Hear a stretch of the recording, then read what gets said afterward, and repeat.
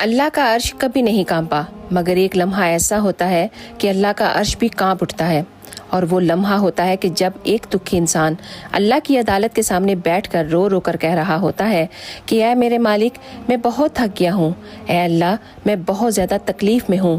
اے میرے مالک میں بہت زیادہ درد محسوس کر رہا ہوں۔ یہ وہ لمحہ ہوتا ہے کہ جب اللہ کا بھی عرش کانپ جاتا ہے،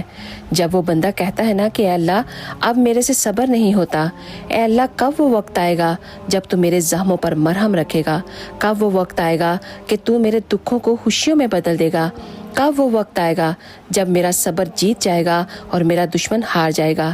یہ وہی وقت ہوتا ہے کہ آسمان سے ایک خاموش آواز آتی ہے کہ اے میرے بندے، میں تیری ہر فریاد کو سن رہا ہوں، میں دیکھ بھی رہا ہوں اور تجھے جان بھی رہا ہوں۔ مجھے پتا ہے کہ تو کتنے صبر کے ساتھ میرے فیصلے کا انتظار کر رہا ہے۔ میں نے تیری ساری دعاؤں کو سنبھال کر رکھا ہوا ہے، مجھے سب پتا ہے